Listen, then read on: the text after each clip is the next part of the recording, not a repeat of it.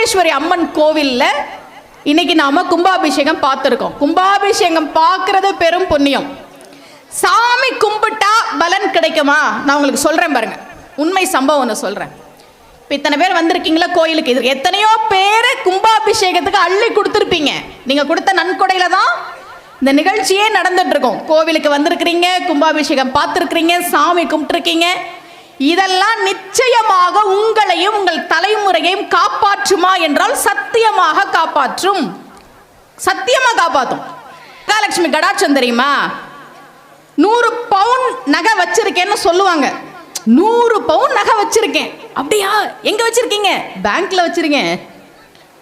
வச்சிருக்கிறது பிரச்சனை இல்லை, நீ அதை போட்டிருக்கியா? அனுபவிக்கிற யோகம் தான் மகாலட்சுமி கடாட்சம். இன்னைக்கு நீங்க தெரிஞ்சுக்கோங்க.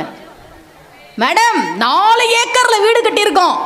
அப்புறம் பையன் படிப்புக்காக சென்னைக்கு போய் வாடகை வீட்டில் இருக்கோம். வீடு கட்டினியே, நீ அந்த வீட்டில் குடியிருந்தியா? இல்ல இல்ல, யோகம் இல்ல. மகாலட்சுமி கடாட்சம்னா என்ன தெரியுமா? பெரிய வீடு இருக்கு, 1000 பட்டுப்புடவை இருக்கு, 500 பவுன் நகர் இருக்கு. சரி, நீ அதை அனுபவிக்கிறியா? அனுபவிச்சா அதுதான் மகாலட்சுமி கடாட்சம். எல்லாருக்கும் அது கிடையாதுங்க.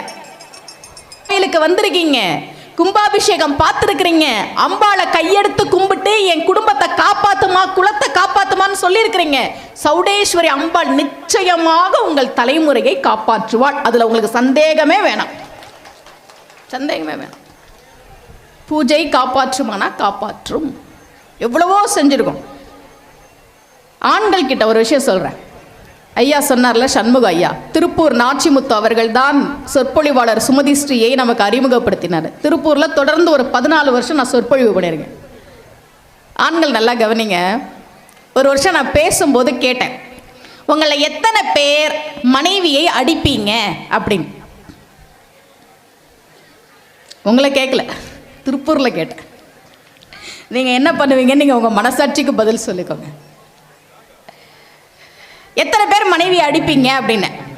கூட்டம் அமைதியா இருந்தது. நான் சொன்னேன், அமைதியா இருக்கும்போதே தெரிஞ்சிருச்சு. இல்லைன்னா தான் நீங்க தைரியமா சொல்லியிருப்பீங்களே. அமைதியா இருக்கும் போதே அங்க இருக்குன்னு தானே அர்த்தம். நான் சொன்னேன், நமக்கெல்லாம் காலையில எந்திரிச்ச உடனே உள்ளங்கையில கண் விழிக்கணும்னு சொல்லி கொடுத்தாங்க இல்லையா? ஏன்? உள்ளங்கையில மகாலட்சுமி இருக்கிறாள் அப்படிதானே சொல்லி கொடுத்துருக்காங்க நமக்கு. உள்ளங்கையில மகாலட்சுமி இருக்கிறாள். மகாலட்சுமி எங்கெல்லாம் இருக்கிறான்னு ஒரு பட்டியல் இருக்கு. திருவள்ளுவர் சொல்றார், அகனமர்ந்து செய்யாள் உரையும் முகனமர்ந்து நல் விருந்து ஓம்புவான் இல்.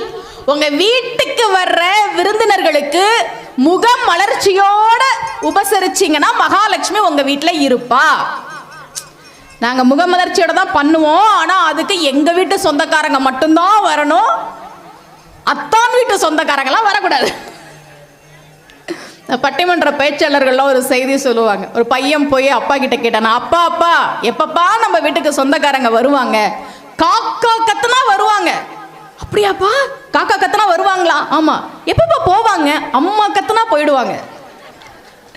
காக்கா கத்தி வர உறவினர்கள் அம்மா கத்துனா போயிடுவாங்க. அப்படிலாம் இல்லை. உங்களுக்கு ஒரு ரகசியம் சொல்லித்தரேன். நீங்க யார் வீட்டுக்காவது போறீங்கன்னு வச்சுக்கோங்க, சாப்பிடுறீங்களா அப்படின்னு கேட்டா அந்த வீட்டில் இனிமே சாப்பிடாதீங்க. தெரிஞ்சுக்கோங்க. அதெல்லாம் நீங்க ஒரு வீட்டுக்கு போறீங்க, சாப்பிடுறீங்களா அப்படின்னு கேட்டா சாப்பிடாதீங்க. சாப்பிடுங்கன்னு சொல்ற வீட்டில் தான் சாப்பிடணும். தெரிஞ்சுக்கோங்க. அதெல்லாம் சாப்பிடுங்க அப்படின்னா சாப்பிடுங்க. சாப்பிடுறீங்களான்னா என்ன அர்த்தம்னா, இதுக்கு மேலையும் வெக்கம் மானம் சூடு சோரணம் எல்லாம் விட்டுட்டு சாப்பிடுறீங்களா அப்படின்னு அர்த்தம். ஒரு வீட்டில் சாப்பிடுறீங்களான்னு கேட்டுட்டாவே சாப்பிட்றாதீங்க அந்த வீட்டில். புரிஞ்சுதா? விருந்தினர்களை முகம் மலர்ச்சியோடு உபசரிக்கிற வீட்டில் மகாலட்சுமி இருப்பாள். வள்ளுவர் சொல்றார். மகாலட்சுமி யோகம்ன்றது ரொம்ப முக்கியம். என்னங்க மகாலட்சுமி யோகம் நீங்க சொல்லுங்களேன் பார்க்கலாம். எது மகாலட்சுமி யோகம்? மகாலட்சுமி கடாட்சம் வேணும்னு சொல்றோம்ல, எது? இப்போ திருப்பூர் ஐயப்பன் கோயிலில் நான் கேட்டேன், கரெக்டாக வந்துட்டேனா? எங்க விட்டாலும் கரெக்டாக வந்துடுவேன். எத்தனை பேர் மனைவியா அடிப்பீங்க? எல்லாம் பேசாம இருந்தாங்க. நான் சொன்னேன், உங்க உள்ளங்கையில மகாலட்சுமி இருக்கிறாள்னு நமக்கு சொல்லி கொடுத்துருக்காங்க இல்லையா? நீங்க உங்க மனைவியை அடிக்கும் போது, ஆண்கள் நல்லா கவனிச்சுக்கோங்க, உங்க மனைவியை நீங்க அடிக்கும் போது மனைவி கோவிச்சுக்கிட்ட அம்மா வீட்டுக்கு போறாங்களோ இல்லையோ, உங்கள் கையில் இருக்கும் மகாலட்சுமி சத்தியமாக உங்களை விட்டு போய்விடுவாள். அங்கேயும் கூட்டம் இதே மாதிரிதான் அமைதியா இருந்துச்சு. பயம் வந்துருச்சுன்னு நினைக்கிறேன் எல்லாருக்கும். மனைவி கோச்சிக்கிட்டு போனா பரவாயில்ல, மகாலட்சுமி போனா எப்படிம்மா? மனைவி போனா பிரச்சனை இல்லை. ஒரு கணவனுக்கும் மனைவிக்கும் சண்டைங்க.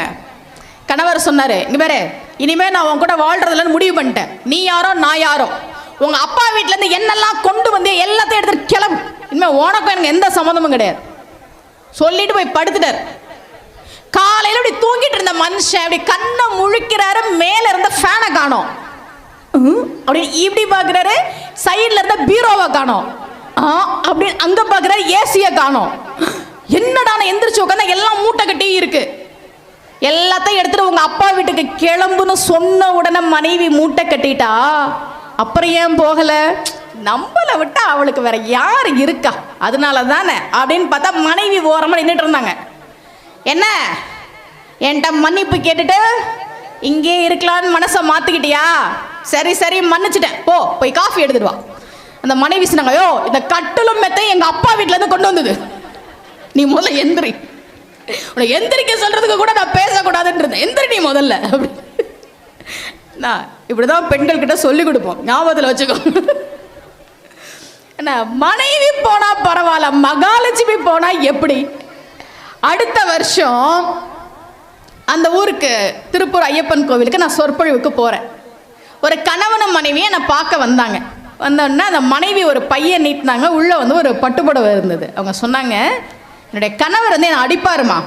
கெட்டவர்லாம் இல்லை, எதுக்கு எடுத்தாலும் அடிக்கிற கணவர்லாம் இல்லை, ஆனால் ஏதோ டென்ஷன்னா கை நீட்டுவார், அடிப்பார்.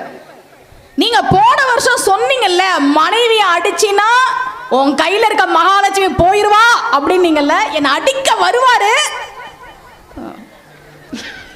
இப்படி போயிருவாரு. ஒரு வருஷமா இதுதான் எங்க வீட்டுல நடந்துகிட்டு இருக்கு. அந்த நன்றி கடனாதான் உங்களுக்கு இந்த பட்டுப்புடவையை நான் வாங்கிட்டு வந்தேன் அப்படின்னு அந்த அம்மா சொன்னாங்க. திருப்பூர் ஐயப்பன் கோயில்ல நான் பேசினதுல நடந்த உண்மை சம்பவம். நான் நல்ல பெண்கள் கேட்டுங்க, நாளைக்கு கணவருடைய கையை மகாலட்சுமி அப்படின்னு சொல்லுங்க.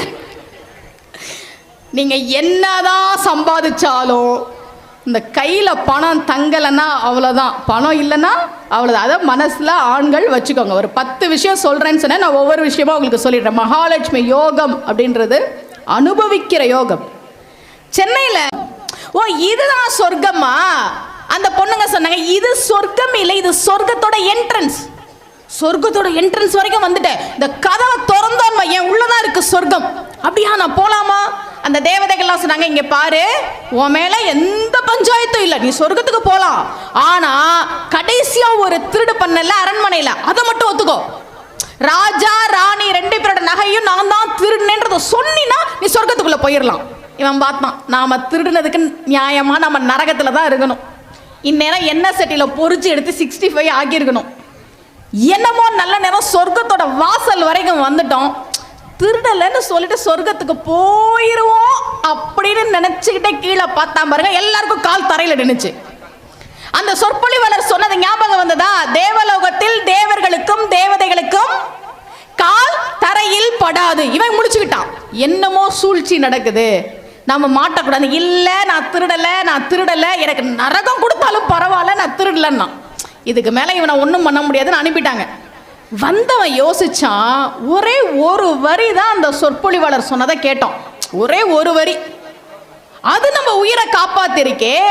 வாழ்நாள் முழுக்க ஒரு சொற்பொழிவாளர் பேசுறதை கேட்டிருந்தா நம்ம எவ்வளோ நல்லா இருப்போம் அப்படின்னு அந்த திருடன் நினைச்சானா. அது மாதிரி நீங்களும் கூட வாழ்க்கையில எப்பயாவது பிரச்சனை வரும்போது, எப்பயாவது கஷ்டம் வரும்போது, அன்னைக்கு அந்த சொற்பொழிவாளர் அப்படி சொன்னாங்களே அப்படின்னு யோசிச்சு பார்த்து உங்களுடைய வாழ்க்கையை நல்வழிப்படுத்திக்கணுன்றதுக்காக தான் இது மாதிரி சொற்பொழிவுகள்லாம் ஏற்பாடு பண்ணியிருக்கிறாங்க. சரியா? அதனால என்ன சொல்றாங்க பேச்சாளர் அப்படின்றத கவனிங்க. புதுக்கோட்டைக்கு பக்கத்துல ஒரு ஊருக்கு நான் பேச போயிருந்தேன். அப்போ அந்த அமைப்பாளர் சொன்னாரு, நம்ம ஊர்ல ஒரு அரண்மனை இருக்கு மேடம், நீங்க நிறைய படத்துலலாம் பார்த்துருப்பீங்க அப்படின்னாரு. இந்த காஞ்சனா அரண்மனை படத்துலலாம் பார்க்குறீங்களே, எனக்கு ஒரு டவுட்டுங்க, அது ஏங்க பேயெல்லாம் பங்களாலேயே இருக்குது? குடிசை வீட்டிலலாம் பேயே இருக்கிறது இல்லைங்க, எல்லாம் பணக்கார பேயா தான் இருக்கு. அவர் சொன்னாரு, அம்மா இங்கே ஒரு அரண்மனை இருக்கு, நீங்கள் நிறைய திரைப்படங்கள்லாம் பார்த்துருப்பீங்க, உங்களுக்கு நேரம் இருந்ததுன்னா போகலாமா அப்படின்னாரு. சரி போகலாமே, அரண்மனையை நம்மளும் எப்போ தான் பார்க்குறது அப்படின்னு கூட்டிகிட்டு போக சொன்னேன். பார்வையாளர்கள் அங்க வராங்க. நல்ல பெரிய அரண்மனை, ரொம்ப பிரமிப்பா இருந்ததுங்க. ஏன்னா அது கட்டப்பட்டது ஆங்கிலேயர் ஆட்சி காலத்துல கட்டியிருக்காங்க. பர்மா தேக்கு தான் எல்லாம், இத்தாலியில இருந்து வந்த பொருட்கள் தான் எல்லாம் கப்பல்ல வந்து அப்படி கட்டியிருக்கிறாங்க. 60 ரூம் இருக்கு. அந்த டைனிங் ஹால் பார்த்தீங்கன்னா 300-400 பேர் உட்காந்து சாப்பிடலாம். அப்ப நான் கேட்டேன், எப்படி சார் இவ்வளோ பிரம்மாண்டமா கட்டினாங்க? அவர் சொன்னாரு, பேர பிள்ளைகள் எல்லாரும் இந்த வீட்டில் இருக்கணும்ன்றதுக்காக இந்த வீட்டோட ஓனர் கட்டினாரு. அப்படியா? பேர பிள்ளைங்களாம் எங்க சார்? ஒருத்தர் கூட இங்க இல்ல, ஒருத்தர் இல்ல, எல்லாரும் சென்னையில் சிங்கிள் பெட்ரூம் வீட்டில் இருக்கிறாங்கன்னாரு. அந்த அரண்மனைக்கு ஒரு ரிசப்ஷனிஸ்ட் பொண்ணு இருக்குது. அந்த பொண்ணை பார்க்குறேன், அது ஃபோனில் பேசுது. ஆமாம், அரண்மனையில் தான் இருக்கேன், நான் எப்பவும் அரண்மனையில் தானே இருப்பேன். நான் யோசித்தேன், இந்த பொண்ணு காலையில் கிளம்பும் போது என்ன சொல்லும்? அரண்மனைக்கு போயிட்டு வரேன், அரண்மனைக்கு போகிறேன் அப்படிங்கும். நாள் முழுக்க அரண்மனையில் இருக்கு. கிளம்பி வீட்டுக்கு போனதும் அரண்மனையிலேருந்து வர்றேன். அரண்மனையில் இருக்கணும்னு கட்டுனவங்க அரண்மனையில் இல்லை, சிங்கிள் பெட்ரூம் வீட்டில் இருக்கிறாங்க. வாடகை வீட்டில் இருக்கிற பொண்ணு அரண்மனையில் இருக்குது. புரியுதா? எது தெரியுமா யோகம்? ஒன்றை நீங்கள் அனுபவிக்கிறீர்களா, அதுக்கு பேர் தான் யோகம். அதுதான் மகாலட்சுமி கடாட்சம். என்ன மாதிரி ஜீதேந்திரான்ற ஒரு ஹிந்தி நடிகர், நல்லா கவனிங்க, அம்மன் கோவில்ல இருந்து பேசுறேன். ஜீதேந்திரான்ற ஒரு ஹிந்தி நடிகர், அவரே மும்பையில இருந்து சென்னைக்கு வர்றதுக்காக கிளம்பிட்டு இருக்கிறாரு. அன்னைக்கு நம்ம தமிழ்நாட்டில் காரடையான் நோன்புன்னு வச்சிருக்கோம்ல, அது மாதிரி வடநாட்டில் சுமங்கலி விரதம். அன்னைக்கு காராச்சோத்னு பேர் அதுக்கு. அவங்க மனைவி ஷோபா சொல்றாங்க, இங்க பாருங்க, இன்னைக்கு நான் சுமங்கலி விரதம் இருக்கேன். காலையில இருந்து அந்த விரதம் பூஜை நடக்கும். சாயந்தரம் வானத்துல நிலா வந்ததுக்கு அப்புறம் சல்லடையில நிலாவை பார்த்துட்டு அதுக்கப்புறம் சாப்பிட்டு விரதத்தை நிறைவு பண்ணணும். அதனால நீங்க சென்னைக்கு போகாதீங்கன்றாங்க. ஜீதேந்திரா சொன்னாரு, நீயாச்சு உன் பூஜையாச்சு விரதமாச்சு, நீயே இருப்போ. இல்லைங்க, இது சுமங்கலி விரதம், நீங்களும் நானும் சேர்த்து தான் நிலாவை பார்க்கணும், போகாதீங்க, இருங்க, விரதம் முடிச்சுட்டு போகலாம். என்னால் இருக்க முடியாதுன்னு கிளம்பி ஏர்போர்ட்டுக்கு வந்துட்டார். ஏர்போர்ட்டில் நடிகை ராணி சந்திரா அவங்கள சந்திக்கிறார். அவங்க துபாயில இருந்து மும்பை வழியா சென்னை வராங்க. இப்போ 2 பேரும் ஏர்போர்ட்டில் பேசிட்டு இருக்கிறாங்க. நடிகர், இவங்க நடிகை. இப்போ வீட்டை பற்றிலாம் பேசுவாங்களே, மனைவி நல்லா இருக்காங்களா? நல்லா இருக்காங்க, இன்னைக்கு கூட ஏதோ விரதம்னு சொன்னா, பூஜைன்னு சொன்னா, நான் கிளம்பி வந்துட்டேன். இப்படி சொல்லிக்கிட்டு இருக்கும்போது ஃப்ளைட்டில் ஏறுறதுக்கு அறிவிப்பு பண்ணுறாங்க. சென்னை போகிற விமானம் கிளம்ப போது, பயணிகள் வரிசையில் வந்து நிற்கவும். எல்லாரும் வரிசையில் வந்து நிற்கிறாங்க. ஜீதேந்திரா வரிசையில் நிற்கிறார். இப்போ அவருக்குள்ள ஒரு உள்ளுணர்வு, மனைவி அவ்வளோ தூரம் சொன்னாங்களே, எங்க நான் உங்களுக்காக தான் பூஜை பண்றேன், உங்களுக்காக தான் விரதம் இருக்கேன், காலையில போலான்னு மனைவி சொன்னாங்களே, அதை விட்டுட்டு நம்ம கிளம்புறோமே, என்ன பெரிய சென்னை, விடுப்போ, 1 மணி நேரம் தானே, காலையில கிளம்பி போய்க்கலான்னு. நல்லா கேளுங்க, வரிசையில நின்ன ஜீதேந்திரா திரும்பி வீட்டுக்கு வரார். ஏர்போர்ட்டுக்கு பக்கத்திலேயே அவர் வீடு. காலிங் பெல் அடிக்கிறார். மனைவி ஷோபா கதவை திறக்கிறாங்க. கணவரை பார்த்தோன்னா ரொம்ப சந்தோஷம். வந்துட்டீங்களா? நான் பூஜையை எப்படி நிறைவு பண்றது, கணவர் இல்லாம எப்படி பூஜையை முடிக்கிறதுன்னு தவிச்சிட்டு இருந்தேன். வந்துட்டீங்களா? வாங்க, முதல்ல வானத்துல போய் நம்ம நிலாவை பார்க்கலாம் அப்படின்னு 2 பேரும் பால்கனிக்கு வராங்க. வரும்போது ஒரு ஃப்ளைட் டேக் ஆஃப் ஆகுது. ஜீதேந்திரா சொல்றார் ஷோபாவை பார்த்து, நான் போக வேண்டிய ஃப்ளைட்டு போச்சா பார், போயிட்டு இருக்கு பார். அப்படி ஜீதேந்திரா சொல்லிக்கிட்டு இருக்கும் போதே அந்த ஃப்ளைட் வெடிச்சு சிதறிச்சு நண்பர்களே. அதை ஜீதேந்திரா பார்த்தார், கண்ணால பார்த்தார். ஜீதேந்திரா ஹிந்தியில குறிப்பிடத்தக்க நடிகர். அவர் அந்த ஃப்ளைட்ல சென்னை போறாருன்றது அந்த சினிமா வட்டாரத்தில் எல்லாருக்கும் தெரியும். போன் அலறிக்கிட்டே இருக்கு. ஜீதேந்திரா போன ஃப்ளைட் வெடிச்சிருச்சு, ஜீதேந்திரா போன ஃப்ளைட் வெடிச்சிருச்சு. அவர் எடுத்து, இல்லைங்க நான் ஜீதேந்திரா தான் பேசுறேன், எனக்கு ஒன்றும் ஆகலை அப்படின்னு. நீங்க யோசிச்சு பாருங்களேன், ஏன் அவர் காப்பாற்றப்பட்டார் நான் நம்புறேன் தெரியுமா?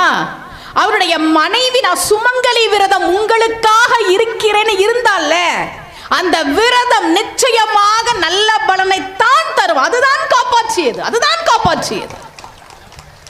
உன் விரதத்தை நீயே இரு, நான் சென்னைக்கு போறது முக்கியம்னு ஏர்போர்ட்டுக்கு போனவர், ஏர்போர்ட்ல இருந்து வரிசையில போய் நின்னவர், கடைசியில ஒரு உள்ளுணர்வு, நீ திரும்பி போ, நீ திரும்பி போன்னு சொன்ன அந்த உள்ளுணர்வை கேட்டுட்டு திரும்பி வந்ததுல அவர் ஒருத்தர் தான் தப்பிச்சார். உண்மை இது. பேச்சாளர்கள் பேச ஆரம்பிக்கும் போது ஃபில்டர் காஃபி கொண்டு வந்து வைப்பாங்க சார். அந்த வாசமே அப்பா காஃபி அப்படி இருக்கும். எடுத்து குடிக்க முடியும்? எடுத்து குடிச்சோன்னு வைங்க, நாங்கள்லாம் உன் பேச்சை கேட்குறதுக்கு வந்திருக்கோம், உனக்கு காஃபி கேட்குதான்னு திட்டுவாங்க. பேசி முடிச்சுட்டு அந்த காஃபியை பார்த்தா ஆறி போயிருக்கும். என்ன, காஃபி இருந்துச்சு, கை கிட்ட தானே இருந்துச்சு, குடிக்க முடிஞ்சுதா? இல்லையே. மகாலட்சுமி கடாட்சம்னா என்னன்னு நீங்க தெரிஞ்சுக்கோங்க. உங்ககிட்ட இருக்கிறதை அனுபவிக்கிற யோகம் இருந்தா அதுதான் மகாலட்சுமி கடாட்சம். தேவி சௌடேஸ்வரி அம்மனுடைய வரலாறுலாம் நான் எடுத்து படித்தேன். எப்படி சிவபெருமானுடைய உடம்பிலிருந்து தோன்றி நாராயணனுடைய உந்தி கமலத்திலிருந்து அந்த நாரிலிருந்து நெசவு செய்வதற்காக நூல் இலையை எடுத்துக்கொண்டு வந்தபோது அம்பிகை எப்படி சௌடேஸ்வரி அம்மனாக காப்பாற்றி கொடுத்தாள் என்கிற வரலாறுலாம் நான் படித்தேன். இந்த பார்வதி தேவி காளி அம்மனா இருக்காங்கல்ல, காளி அம்மன் நீங்கள் பார்த்துருக்கீங்கல்ல. நம்ம ஊர் காளி அம்மன்லாம் விடுங்க, கல்கத்தா கூட பேச போயிருந்தேங்க. கல்கத்தா தமிழ் சங்கத்துக்கு நான் பேச போயிருந்தேன். அந்த தமிழ்ச்சங்க தலைவர் அம்மா விவேகானந்தரும் ராமகிருஷ்ண பரமஹம்சரும் வழிபட்ட கல்கத்தா காளி கோயில் இங்கே தான் இருக்கு. நிறைய பேர் வராங்க, ஒரு நாளைக்கு வாங்க போலன்னார். சரி, நான் போய் பார்க்குறேங்க. ரொம்ப பிரம்மாண்டமான காளி சிலை பார்த்துருக்கீங்களா? கல்கத்தா காளி ஃபோட்டோ கூகுளில் போய் பாருங்க. நாக்கு இவ்வளோ நீளத்துக்கு இப்படி இருக்கும், உக்கிரமான தெய்வம் அது. அது பெரிய பிரம்மாண்டமான சிலை வேறையா, பிரம்மாண்டமா இருக்கு, கண்ணு அவ்வளவு உக்கிரமா இருக்கு, நாக்கு இவ்வளோ நீளத்துக்கு இருக்கு, பார்த்தோன்னே பயம் வருதுங்க. சாமினா ஒரு சாந்தம் இருக்கணும்ல. ஏன் உக்கிரமான தெய்வங்களை வீட்டில் வச்சு கும்பிடக்கூடாதுன்னு சொல்றாங்க? சொல்லுங்க பாபம், ஏன் சொல்றாங்க? இல்லை, எங்க மனைவியே ரொம்ப உக்கிரமா தான் இருப்பாங்க, ப்ளஸ்ஸும் சேரக்கூடாது. இல்லை, ஏன் உக்கிர தெய்வங்களை வீட்டில் வைக்கக்கூடாதுன்னு சொல்றாங்களே, ஏதோ ஒரு விதத்துல அந்த குணம் நமக்குள்ள வந்துடும், வேணாம் அப்படின்னு சொல்றாங்களே. இது அவ்வளோ பெரிய சிலை, பிரம்மாண்ட சிலை, உக்கிரமா இருக்குங்க அந்த தெய்வம். நான் அந்த தமிழ் சங்க தலைவர்கிட்ட கேட்டேன், சார் பயமா இருக்கு சார், சாமின்னா பார்த்தோன்னா சாந்தமா இருக்கணும், அழகா இருக்கணும், என்ன சார் இவ்வளோ உக்கிரமா இருக்காங்கன்னு. அவர் சொன்னாரு, மேடம் இது உக்கிரமான காளின்னா நினைச்சிட்டீங்க. ஆமா சார், நீங்க வேற, இது உக்கிரம் தணிஞ்ச காளினாரு. உக்கிரம் தணிஞ்ச காளியா? ஆமா மேடம்.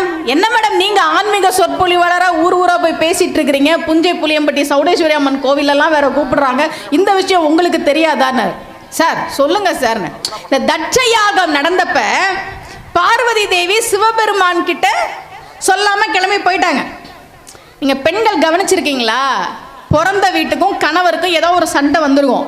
இப்போ சொந்த தம்பிக்கு கல்யாணம், வீட்டுக்காரு விட மாட்டாரு, ஆனாலும் தம்பி கல்யாணத்துக்கு போகணுமேனு பாசம் தடுக்கும். கணவர்கிட்ட சொல்லுவாங்க, நீங்க வராதிங்க, உங்களை கூப்பிடலங்க, நீங்க வராதிங்க, நான் மட்டும் போறேன். கணவரையும் மரியாதையா பாத்துக்கிறாங்களாம், பிறந்த வீட்டையும் விட்டு கொடுக்காம இருக்கிறாங்களா. இப்படி கிளம்பி போவாங்களா, அது மாதிரி கிளம்பி போயிட்டா தாட்சாயினி, நீ வராத நான் போறேன். இப்போ சிவபெருமானுக்கு கோபம் வந்தது, அந்த கதையெல்லாம் நமக்கு தெரியும்ல.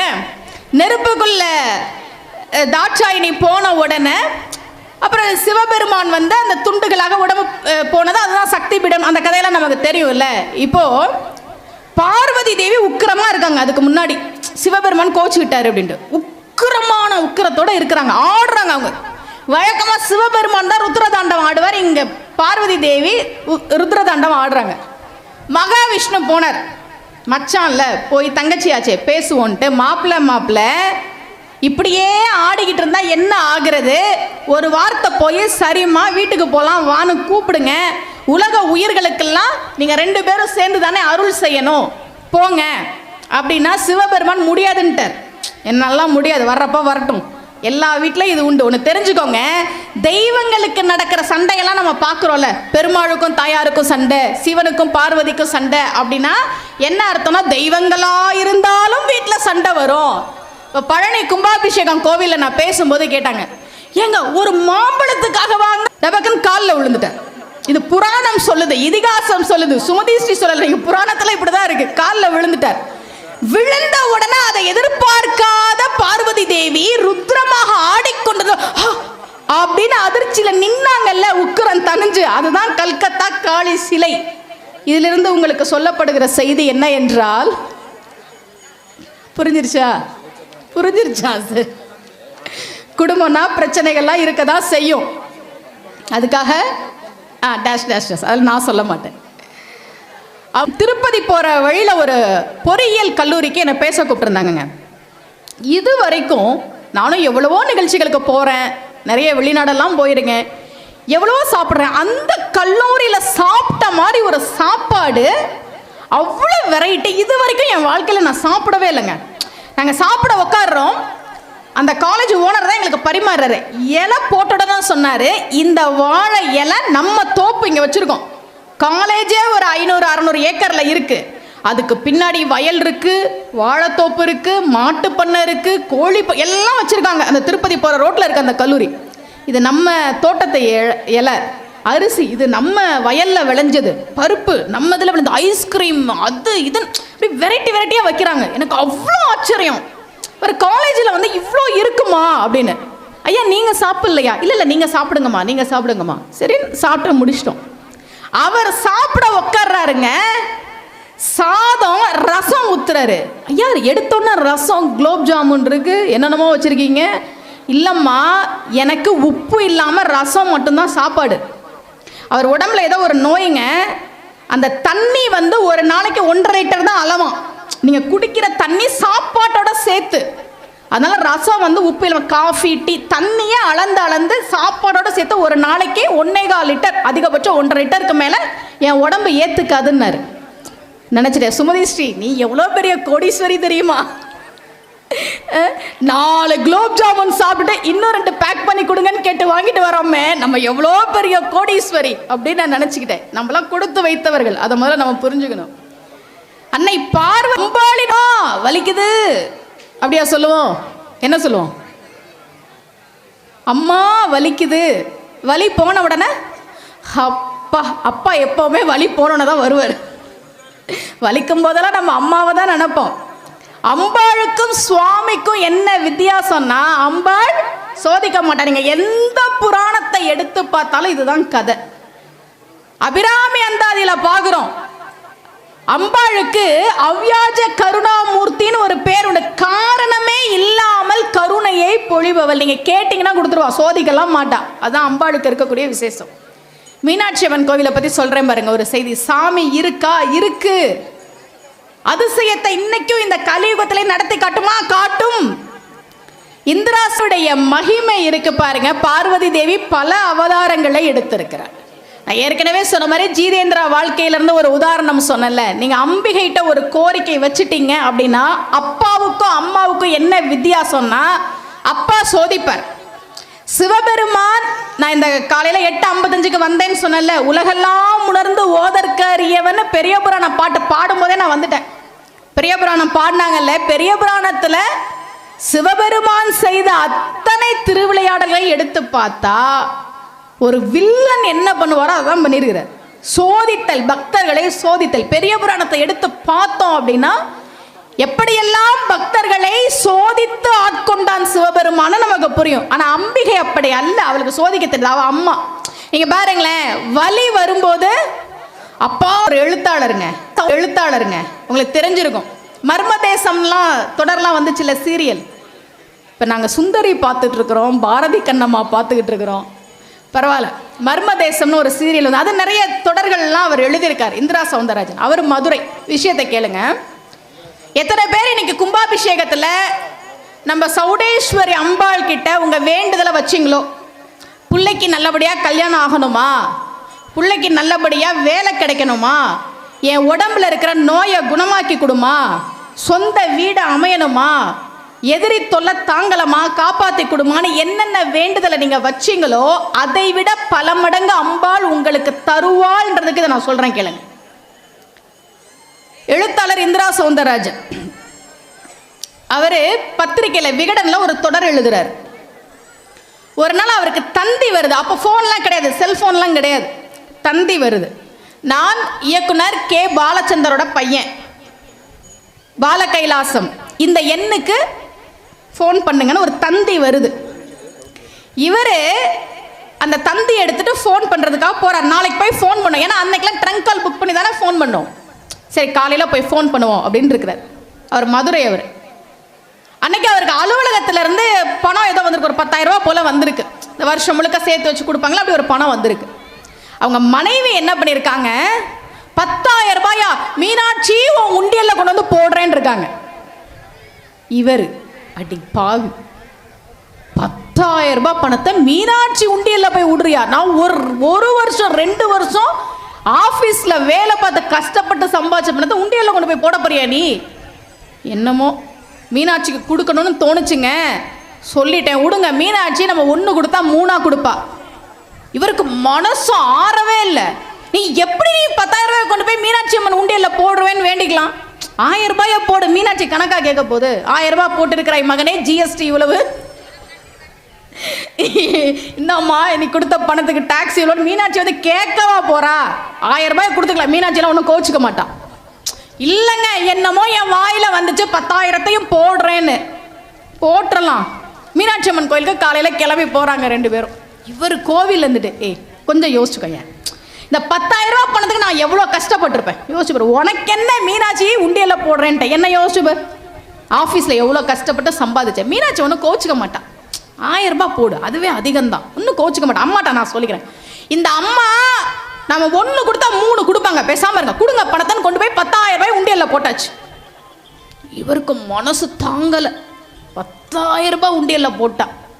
சரி நீ வீட்டுக்கு போ, தந்தி வந்துச்சு இல்லையா, அங்கே ஃபோன் பண்ண போகணும். ஃபோன் பண்ணுறாரு இயக்குனர் பாலச்சந்தருடைய பையன், நான் உங்ககிட்ட பேசணும், நீங்கள் கொஞ்சம் சென்னைக்கு வரீங்களா அப்படின்னு சொல்கிறாரு. இவர் சென்னைக்கு கிளம்பி போகிறாரு.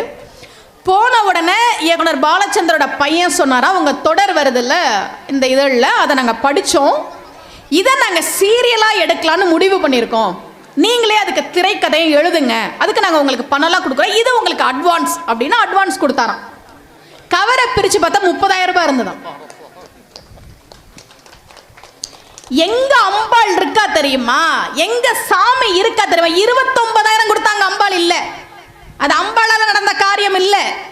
31,000 கொடுத்திருந்தாலும் அது அம்பாளால நடந்த காரியம் இல்ல, சத்தியமா இல்ல. 10,000 ரூபாய உண்டியல்ல போட்டுட்டு 1 கொடுத்தா 3 இந்த அம்பாள் கொடுப்பான்னு சொல்லிட்டு வந்த உடனே 10,000க்கு 3 மடங்கு 30,000 கையில வந்து சேர்ந்துச்சு. அங்க அம்பாள் இருக்கா? இருக்கா? இப்படிதான் சாமி நான் உன் கூட இருக்கேன் அப்படின்னு நமக்கு உணர்த்தும். காலையில கும்பாபிஷேகத்துல சௌடேஸ்வரி அம்மன் கிட்ட நீங்க என்னென்ன வேண்டுதல்கள் வச்சீங்களோ அத்தனையும் அம்பாள் நிச்சயமாக நிறைவேற்றி தருவாள், சந்தேகமே வேணாம். பக்தியில நம்பிக்கை தான் ரொம்ப முக்கியம்.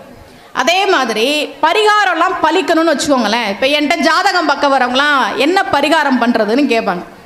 இந்த ஜாதகம் பார்க்க ஆரம்பிச்சதுக்கு அப்புறம் நான் படுற பாடு இருக்கு பாருங்க. ஒரு பரிகார கோவில் சொன்னால் அங்கேருந்து நைட்டு 11 மணிக்கு ஃபோன் பண்ணி, மேடம் கோவிலுக்கு வந்துட்டேன், நீங்கள் காலையில் 6 மணிக்கு போக சொன்னீங்க. ஆமாம் சார் போயிடுங்க, 6 to 7 சுக்கிர ஓரையில் தான் அந்த பூஜை. அது இல்லை மேடம், கோவிலுக்கு பக்கத்தில் அவியல் எங்கே நல்லா இருக்கும் மேடம், இந்த ஊரில் அவியல் ரொம்ப ஃபேமஸ் ஆமைக்கும். யோ ஒன்றை நான் என்ன சொன்னேன், வாழ்க்கையில் நீ கஷ்டப்பட்டுக்கிட்டு இருக்க, இந்த கோவிலுக்கு போய் பரிகாரம் பண்ணுனா 6 மணிக்கு சாமிக்கு போய் பரிகாரம் பண்ணுறதை விட்டுட்டு கோவிலேருந்து வெளியில் வந்தோன்னா அவியலை எங்கே சாப்பிட்றதுன்னு எனக்கு ஃபோன் பண்ணி கேட்டான். மேடம் என் மாடு வந்து மாசமாக இருக்குது, கண்ணுக்குட்டியா காலக்குட்டியா, எனக்கு கண்ணுக்குட்டி தான் வேணும், இதெல்லாம் ஜாதகத்தில் பார்க்க முடியாது. இப்படியெல்லாம் வந்து மக்கள் வந்து ஏதோ ஒரு ஜாதகம் படிச்சிட்டோம் அப்படின்னு சொன்னோன்னா இந்த மாதிரிலாம் சொல்லுவாங்க. நான் உங்களுக்கு சில விஷயங்கள் சொல்கிறேன்னு சொல்ல, வாழ்க்கையில் நீங்கள் பரிகாரம் பண்ணுறதை பலிக்கணும் அப்படின்னா முதல்ல நாம் நல்லவங்களாக இருக்கணும், நாம் தகுதியோடு இருக்கணும். சில பேரை பார்த்தா என்கிட்ட நிறைய பேர் அழுவாங்கங்க, எங்கள் பங்காளி குடும்பம் தான் எங்களை ஏமாற்றிட்டாங்க, சொத்தெல்லாம் எழுதி அவங்க நல்லா இருக்காங்க, என் கூட பார்ட்னராக இருந்தான் என்னை ஏமாத்திட்டான் அவன் நல்லா இருக்கான். ஒன்று தெரிஞ்சுக்கோங்க, அவங்களாம் நல்லா இருக்கிறதா நீங்கள் நினச்சிக்கிட்டு இருக்கிறீங்க, அவ்வளோதான். யாரும் யாரையும் ஏமாத்திட்டு நல்லாவே இருக்க முடியாதுன்றதான் இத்தனை வருஷோட வாழ்க்கையில நான் பார்த்தது. உண்மையா சொல்றேன். இதே பார்ட்னர் ஏமாத்திட்டாருன்னு ஒருத்தர் வந்து அழுதார். இது நடந்து ஒரு 10 வருஷம் இருக்கும். அப்போ நாங்கள் கோபிச்செட்டிப்பாளையத்தில் தான் இருந்தோம். ஏமாத்திட்டாரு, பார்ட்னர் ஏமாத்திட்டாரு. ஒரு 25 லட்சம், 10 வருஷத்துக்கு முன்னாடி 25 லட்சம்ன்றது எவ்வளோ பெரிய பணம். அவன் நல்லா இருக்கான், ஏமாத்தினவே நல்லா இருக்கான், இந்த உலகத்தில் சாமியே இல்லைன்னாரு. அதை சொல்லக்கூடாது நம்ம. இங்கே பாருங்க, அவருக்கு ஒரு குழந்தை பிறந்தது, ஏமாத்தினார்ல அவருக்கு ஒரு குழந்தை பிறந்ததுங்க. குழந்தைக்கு உடம்புல ஒரு குறை, அந்த வைத்திய செலவுக்கே அவங்களால செலவு பண்ண முடியல. இப்போ அந்த சாபம் கொடுத்தாருல அவரே பரிதாபப்படுறாரு, பாவம் எப்படி தான் சமாளிக்கிறாங்களோ. ஒருத்தரை ஏமாத்திட்டு இன்னொருத்தரெல்லாம் நல்லா இருக்க முடியாது. கோவிலுக்கு வரமா நாம நல்லவங்களா இருக்கணும், நம்ம வார்த்தை நல்ல வார்த்தைகளா இருக்கணும். திருமூலர் சொல்றார், எப்படி சாமி கும்பிடணும் அப்படின்றத. யாவர்க்குமாம் இறைவர்க்கு ஒரு பச்சிலை. என்ன ஒரு தீர்க்க தரிசிங்க. நான் யோசிப்பேன், அவர் மட்டும் நீ ஒரு பச்சை இலையை எடுத்துட்டு போ சாமிக்கு, இவ்வளவுதான் சொல்றாரு. அது என்ன இலைன்னு சொல்லலை. நீ ஒரு பச்சை இலையை எடுத்துட்டு போ. நம்ம என்ன பண்ணுவோம், பிள்ளையாரா இருந்தா அருகம்புல், பெருமாளா இருந்தா துளசி, மாரியம்மனா இருந்தா வேப்பலை, இப்படிதானே எடுத்துட்டு போவோம். யாவர்க்குமாம் இறைவருக்கு ஒரு பச்சை கலர்ல ஒரு இலையை எடுத்துட்டு போங்கிறார். என்ன இலைன்னு சொல்லலை. ஏன் சொல்லலை தெரியுமா? யாவர்க்குமாம் இறைவருக்கு ஒரு வெற்றிலைன்னு சொல்லி இருந்தாரு வைங்களேன். ஆமா, வெத்தலையை எங்க போய் தேடுறது, எங்க ஊர்ல வெத்தலையே இல்லை அப்படின்னு நாமளே நமக்கு சமாதானம் பண்ணிக்குவோம். ஏதாவது ஒரு பச்சை கலர்ல எடுத்து போடு. யாவர்க்குமாம் இறைவருக்கு ஒரு பச்சிலை, யாவர்க்குமாம் உண்ணும் போது ஒரு கைப்பிடி, ஒரு கைப்பிடி தானம் பண்ணிட்டு சாப்பிடு. நிறைய பேர் அதை பண்றதே இல்லை. ஒரு விஷயம் தெரிஞ்சுக்கோங்க, அன்னதானத்தில் இன்னைக்கு மதியானம் சாப்பிடுவீங்க, கல்யாணத்துக்கு போனால் சாப்பிடுவீங்க, எங்கே சாப்பிட்டாலும் இலையில கொஞ்சமாவது மீதி வைக்கணும். தெரிஞ்சுக்கோங்க, இலையில கொஞ்சமாவது மீதி வைக்கணும். ஏன்? அதை நம்பி சாப்பிட்றதுக்கு சில நாய்கள் வரும். இலையை கொண்டு வந்து போட்ட உடனே நாய் அங்கிருந்து ஓடி வரும். ஏதாவது எனக்கு இங்கே சாப்பிட இருக்கணும். எதுவுமே இல்லைன்னா நமக்கு முன்னாடி ஏதோ ஒரு நாய் சாப்பிட்டுருச்சு போல இருக்குன்னு நினச்சிக்குமா அப்படின்னு எங்கள் ஊரில் ஒரு பெரியவர் சொன்னார். அதனால இலையில கொஞ்சமாவது மிச்சம் வை. பெரியவங்க அதை நம்பி ஒரு நாய் வரும்டா, அதை ஏமாத்தாத நீ. யாவர்க்குமாம் உண்ணும் போது ஒரு கைப்பிடி, யாவர்க்குமாம் பசுவிற்கு ஒரு வாயுரை. பசுமாட்டுக்கு உணவு கொடுனாங்க. அமாவாசைக்கு அமாவாசை பசுமாட்டுக்கு அகத்திக்கீரை கொடுக்குறோமே, ஏன் சொல்லுங்க பாவம்? ஏன் அகத்திக்கீரை கொடுக்கணும்? ஏன் பசலைக்கீரை நல்லா தானே இருக்குது, ஏன் பசலைக்கீரை கொடுக்கறது இல்லை? ஏன் முருங்கைக்கீரை நமக்கு தெரியறது இல்லைங்க. ஏன் இதெல்லாம் பண்ணுறோன்னு தெரியறது. குலதெய்வம் கோயிலுக்கு போய் பொங்கல் வைக்கிறோமே, அது ஏன்? நீங்கள் வைப்பீங்களா உங்கள் குலதெய்வம் கோயிலில் சக்கரை பொங்கல் வைக்கிற வழக்கம் உண்டா உங்களுக்கு? என்ன பிரச்சனை வந்தாலும் குலதெய்வம் கோயிலுக்கு போய் பொங்கல் வைன்னு சொல்கிறோம்ல. என்ன பிரச்சனை வந்தாலும் முதல்ல போய் குலதெய்வத்துக்கு போய் பொங்கல் வச்சுட்டு வா. ஏன் வைக்கிறோம் தெரியுமா? ஏன் வைக்கிறோம் சொல்லுங்க பாப்போம்.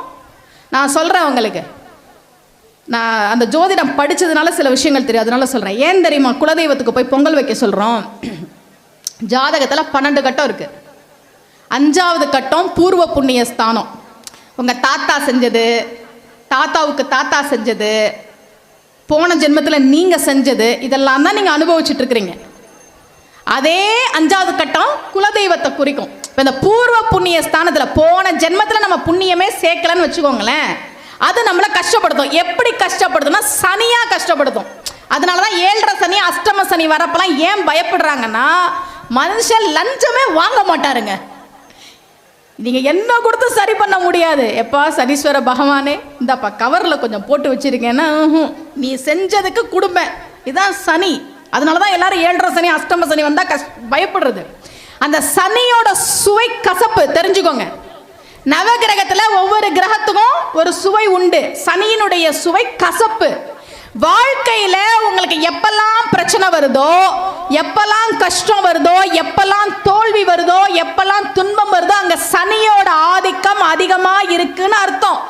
அந்த சனியோட சுவை கசப்பு. அதே இடத்துல தான் குலதெய்வம் இருக்கு, அது உங்களை காப்பாற்றும். அதனால குலதெய்வம் கோவிலுக்கு வந்து அந்த கசப்புக்கு நேர் எதிர் சுவையான சக்கரை பொங்கலை வச்சு இந்த கசப்புல இருந்து என்னை காப்பாத்திக்கிட்டு குலதெய்வத்தை வேண்டிக்கிறோம்.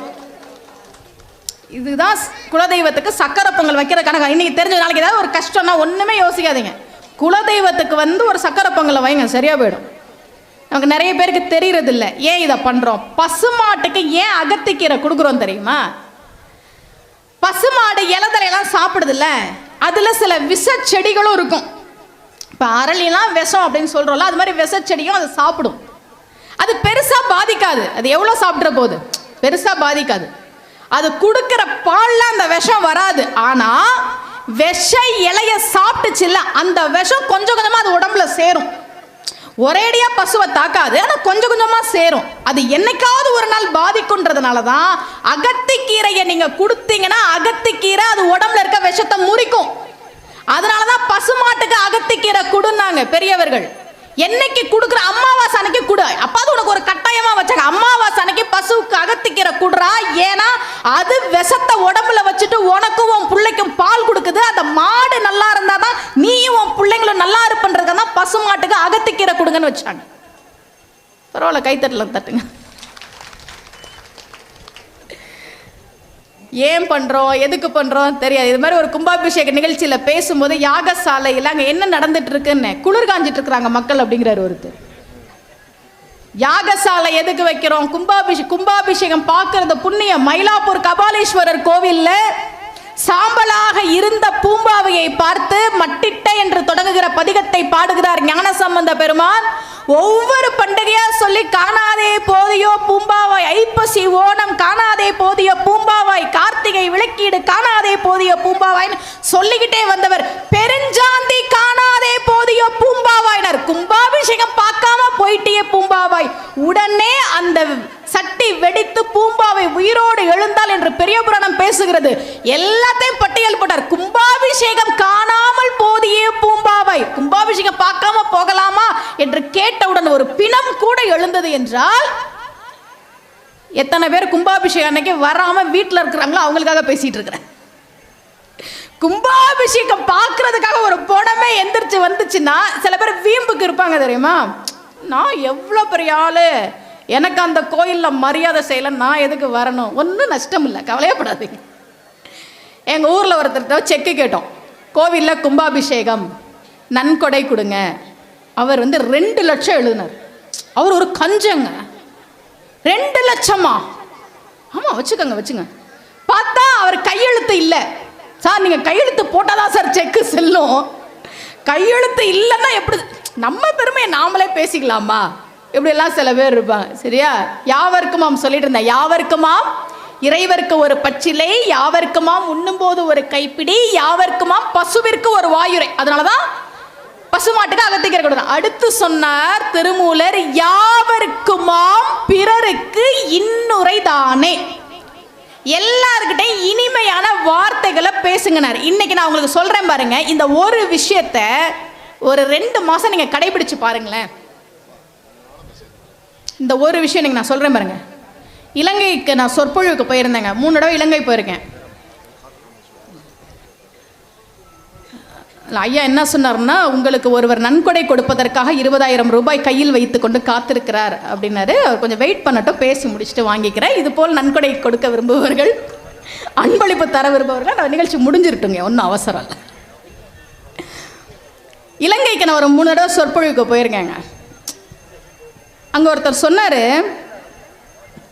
நான் இனிமே உண்மை பேசுறதுலன்னு முடிவு பண்ணியிருக்கேன். முடிவு எப்போ எடுக்கணும்? நான் இனிமே உண்மைதான் பேசுவேன்னு முடிவெடுக்கணும்.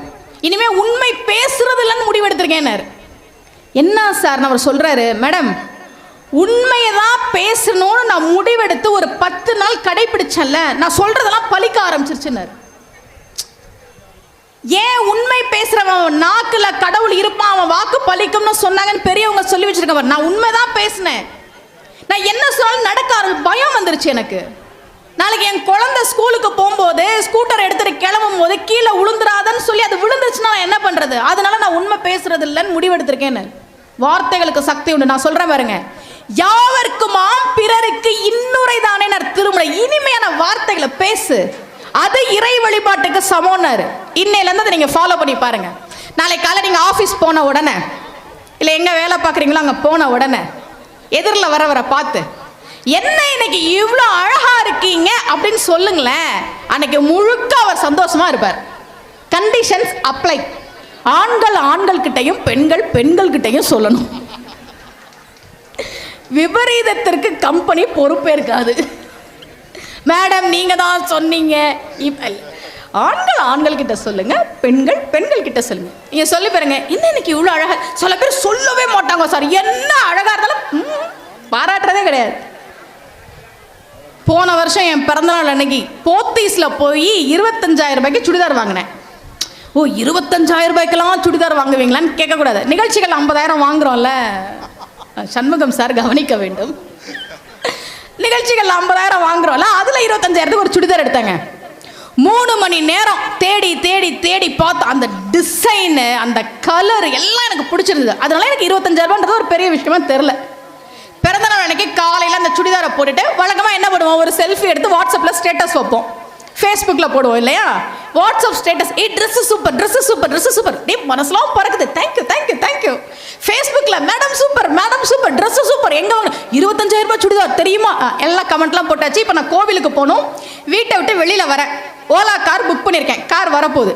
எய்த்த வீட்டாக்கா வாசலில் வந்து நிற்குது, நான் புது ட்ரெஸ் போட்டுட்டு நிற்கிறேன், ஏதாவது சொல்லணுமா இல்லையா? அப்புறம் எதுக்கு நம்ம 25,000 ரூபா போட்டு ட்ரெஸ் வாங்கியிருக்கோம், ஒன்றுமே சொல்லலைன்ற, அது பாட்டுக்கு நிற்கிது. அக்கா சொல்லு, பிஸியாக இருக்கீங்களா அக்கா? ஆமாம்.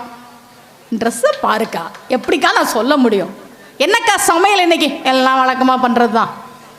சமையல் வழக்கம், ஆனால் என் ட்ரெஸ்ஸு வழக்கம் இல்லையா, புதுசாக இருக்கு கேட்டா சொல்லுக்கா, அது சொல்ல மாட்டேங்குது. நம்மளே சொல்லிடுவோம் 25,000 ரூபாய் சுடிதார். அக்கா சுடிதார் நல்லா இருக்கா? சுடிதாரா புதுசா? புதுசாவா? பார்த்தா அப்படி தெரியல.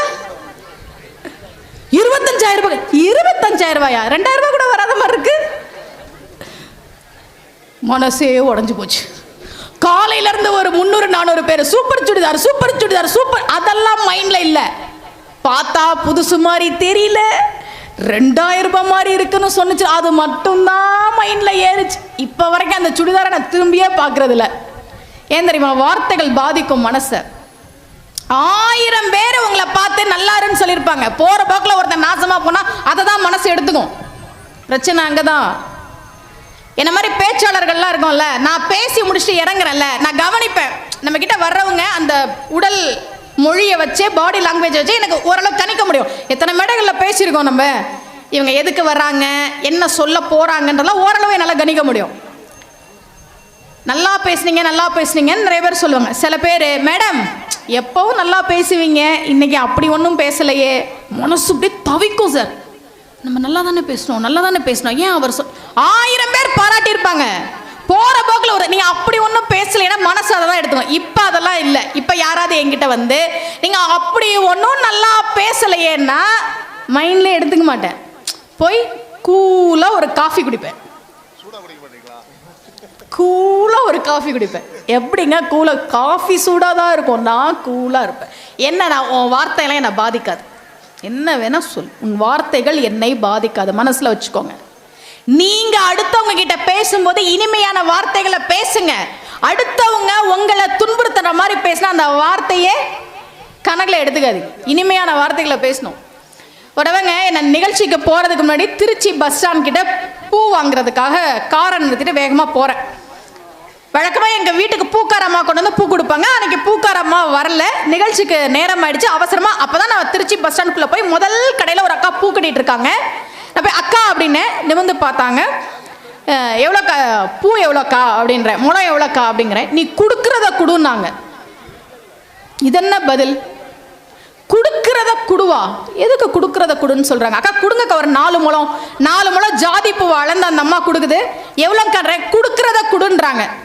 நான் என்ன, 1 முழம் 20 ரூபா இருக்கும், 4 முழம் வாங்கியிருக்கோம், 100 ரூபாயை கொடுத்து 80 ரூபா தானேக்கா அப்படிங்கிறேன். ஆமான்னு மீதி 20 ரூபாய் அந்த அக்கா கொடுக்குது, வாங்கிட்டு வந்துட்டேன். அன்னைக்கு சாயந்தரம் தலை நிறைய பூ வச்சுட்டு இதே மாதிரி ஒரு கோவிலில் ஆன்மீக சொற்பொழிவு பேசுகிறேன். பேசி முடிச்சுட்டு இறங்குறேன். அங்கே எனக்கு ஒரு பெரிய ரசிகை இருக்கிறாங்க, அவினாசியில், ஹேமான்னு சொல்லி. நான் எங்கே பேசினாலும் வந்துடுவாங்க. திருப்பூரில் பேசினாலும், மேட்டுப்பாளையத்தில் பேசினாலும், எங்கே பேசினாலும் வந்துடுவாங்க. அப்புறம் ஏன் புஞ்சை புளியம்பட்டிக்கு மட்டும் வரலான்னு கேட்கக்கூடாது. நான் ரசிகர்கள்லாம் அப்படி தான் இருப்பாங்க. ரசிகை எங்கே கூட்டுங்க, அப்போ தான் நாங்கள் நம்புவோம்லாம் சொல்லக்கூடாது. விஷயத்த சொன்னால் அனுபவிக்கணும், ஆராயக்கூடாது. ஹேமான்னு ஒரு ரசிகை இருக்காங்க. அவங்க சொன்னாங்க, இன்னைக்கு முகூர்த்த நாள்னு சொல்லி முழம் 100 ரூபாய். உங்கள் ஊர் புஞ்சை புளியம்பட்டில் இந்த பூ முழம் 90 ரூபாய்க்கு நான் வாங்கினேன் காலையில். என்னோட டிரைவர்கிட்ட சொன்னேன்ப்பா, நம்ம ஒரு பூக்கடை போட்டுருவோம்ப்பா, இங்கே எங்கள் ஊர்லலாம் நாங்கள் 4 முழம் 90 ரூபாய்க்கு வாங்குவோம், இங்கே முழமே 90 ரூபா. அதை ஒரு பாட்டி தான் கொடுத்தாங்க. சரி, இந்த பாட்டி தான் நம்மளை ஏமாத்துறாங்கன்னு எதிர்த்தாப்புல இருக்கிற ஒரு கடையில் போய் கேட்டால் அவரும் முழம் 90 ரூபாய், முழம் 90 ரூபாய்க்கு விற்பாங்களாங்க ஒரு ஊரில். உங்கள் ஊரில் விற்றுருக்குறாங்க. அந்த பூ தான் அந்த பூ. சரி போங்க. அவங்க சொன்னாங்க, இன்னைக்கு முகூர்த்த நாள், முழம் 70 ரூபா 80 ரூபா வரைக்கும் விற்கிது, ஆனாலும் நீங்கள் எப்பவும் போல 4 சரவம் மடித்து பூ வச்சுட்டு வந்திருக்கீங்க. நாங்கள் முழம் 70 ரூபா விற்குதா? நான் அந்த அக்காட்ட முழம் 20 ரூபாய்க்கு தானே கணக்கு கொடுத்தேன், அந்த அக்கா ஒன்றும் சொல்லலை. நான் யோசிக்கிறேன், ஏன் அந்த பூக்கார அக்கா நம்மக்கிட்ட கொடுக்குறத கொடுன்னு சொன்னாங்க? ஒருவேளை நம்ம டிவிலெல்லாம் பார்த்துருப்பாங்களா? பார்த்தா அப்படி தெரியலையே. நம்மளை டிவியில் பார்க்குற பேச்சாளர் சுமதி ஸ்ரீயை பார்க்குறவங்களா இருந்தால் நான் அவங்கள டிவியில் பார்க்குறேங்க, அவங்க பேச்சு பிடிக்குன்னு சொல்லியிருப்பாங்களே. அப்படி எதுவும் சொல்லலையே. எதுக்காக இந்த அக்கா முழம் எவ்வளோன்னு நம்ம கேட்டப்ப கொடுக்குறத கொடுன்னு சொன்னாங்க? முழம் 80 ரூபா வரைக்கும் விற்றுருக்கு, 70 ரூபா வரைக்கும் விற்றுருக்கு. நம்ம 20 ரூபா கொடுத்தப்ப ஏன் வாங்கிட்டாங்க? யோசிச்சுக்கிட்டே நான் வரேன் திருச்சிக்கு. அடுத்த நாள் காலையில் போய் முதல்ல இதுக்கு பதில் தெரிஞ்சுக்கணும்னு போகிறேன். அந்த அக்கா பூ கட்டிகிட்டு இருந்தாங்க. திருச்சி பஸ் ஸ்டாண்டில் மொதல் கடை. வேகமாக போய் அக்கா அப்படின்னு பூ கட்டிட்டு இருந்தாங்க. நிமிந்து பார்க்குறேன். எனக்கு தெரியுதா? ஏதோ தெரிஞ்ச மாதிரி இருக்கணும் அவங்களுக்கு. சிரிக்கிறாங்க. நேற்று நான் உங்ககிட்ட பூ வாங்க வந்தேன், முழம் எவ்வளவுன்னு கேட்டேன், கொடுக்கறத கொடுன்னு சொன்னீங்க. நான் 20 ரூபா தான் இருக்குன்னு கொடுத்துட்டு போனேன். ஆனால் முழம் நேற்று 80 ரூபா வரைக்கும் விற்றுருக்கு. ஏன் என்கிட்ட முழம் இவ்வளவுன்னு நீங்கள் சொல்லலை? சொல்லுங்கன்ற. அந்த அக்கா எதுவுமே சொல்லாம பூ கட்டிட்டு இருக்குது. சொல்லுங்கக்கா, எதுக்கு என்கிட்ட முழம் எவ்வளோ நான் கேட்டப்ப கொடுக்கறத கொடுன்னு சொன்னீங்க? அந்த அக்கா சொன்னாங்க பாருங்க ஒரு பதில், நல்லா கவனிங்க. பூ கட்டிக்கிட்டே என் முகத்தை நிமிந்து பார்க்காம அந்த அக்கா சொன்னாங்க, கண்ணு இந்த பஸ் ஸ்டாண்டில் 10 வருஷமா பூக்கடை வச்சிருக்கேன். கல்யாணமாகி கொஞ்ச நாள்ல புருஷன் செத்துட்டான். பிள்ளைங்க கிடையாது, கூட பிறந்தவங்க கூட பேச்சுவார்த்தை கிடையாது, எனக்கு யாரும் இல்லை. பஸ் ஸ்டாண்டில் பூக்கடை வச்சு பிழைக்கிறேன். ஊருக்கு போறவங்களாம் பூ வாங்க வருவாங்கல்ல, அப்போ பூ எவ்வளோ பூ எவ்வளோ பூ எவ்வளோன்னு கேட்பாங்க. இந்த 10 வருஷத்துல இதை தான் நான் அதிகமாக கேட்கிறேன். பூ எவ்வளோ பூ எவ்வளோ பூ எவ்வளோ இப்படிதான் கேட்பாங்க. நீ ஒருத்தி தான் அக்கா அப்படின்னு கூப்பிட்டு பூ எவ்வளோன்னு கேட்டியா? உன்கிட்ட பணம் வாங்க எனக்கு மனசு வரலம்மா. உறவுன்னு சொல்லி கூப்பிட ஒருத்தரும் இல்லாம அனாதையா 10 வருஷம் பஸ் ஸ்டாண்ட்ல இருந்தேன். எல்லாரும் பூ எவ்வளோன்னு கேட்டப்ப நீ ஒருத்தி தாமா அக்கான்னு என்னை கூப்பிட்ட. என்னை உறவு சொல்லி ஒருத்தி கூப்பிட்டாலே அவகிட்ட போய் முழம் 80 ரூபா நான் எப்படிமா கேட்கறது? கொடுக்கறத கொடுமா. யாவர்க்குமாம் பிறருக்கு இன்னுரை தானே. இனிமையான வார்த்தைகளை பேசுங்க. இன்னையிலேருந்து அதை ஃபாலோ பண்ணுங்க. இன்னையிலேருந்து ஃபாலோ பண்ணுங்க. என்ன அவங்க அப்படி பேசிட்டாங்க, நான் எப்படி அவங்கள்ட்ட இனிமையாக பேசுறது? உன்னை பதிலுக்கெல்லாம் இனிமையாக பேச சொல்ல. நம்மளை காயப்படுத்துகிற மாதிரி பேசினாங்கன்னா அந்த வார்த்தைகளை நீங்கள் எடுத்துக்காதீங்க. என் அனுமதி இல்லாமல் என்னை யாரும் காயப்படுத்த முடியாது சார். நான் அதில் ரொம்ப தெளிவாக இருக்கேன். என்ன வேணா திட்டட்டும், என்ன வேணா அவமானப்படுத்தட்டும், ஐயோ இவங்க என்னை இப்படி சொல்லிட்டாங்களே அப்படின்னு நான் வருத்தப்பட்டாதான் உண்டே தவிர ஏன் அனுமதி இல்லாமல் என்னை யாரும் அவமானப்படுத்த முடியாது. அதில் நான் ரொம்ப தெளிவாக இருக்கேன்.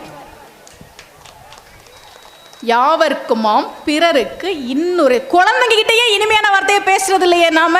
எதுக்கு பிறந்த அந்த புள்ள கடவுள்கிட்ட அப்ளிகேஷன் போட்டுச்சா? கடவுளே இந்த அம்மாவுக்கும் இந்த அப்பாவுக்கும் நான் பிள்ளையாக பிறக்க நீதான் அருள் செய்ய வேண்டும் கடவுள்கிட்ட தவம் பண்ணி அது உங்களுக்கு எதுக்கு என் பிறந்த பிள்ளைய பார்த்து கேட்குறோம். எங்கேயாவது போய் தொலை சொல்றோம், போய் தொலைஞ்சா தெரியும் உங்களுக்கு. எத்தனை பேர் குழந்தை இல்லாம கோவிலா போய் அலையிறாங்க தெரியுமா? உங்க புள்ள குறும்பு பண்ணதான் செய்யும். புள்ளனா குறும்பு பண்ணுங்க, குறும்பு பண்ணாதான் குழந்தை. போய் தொலை சொல்லாதீங்க, ஒரு நாளும் சொல்லாதீங்க. எத்தனை பேர் குழந்தை இல்லாம கோவிலா போய் அலைஞ்சிட்டு இருக்கிறாங்க.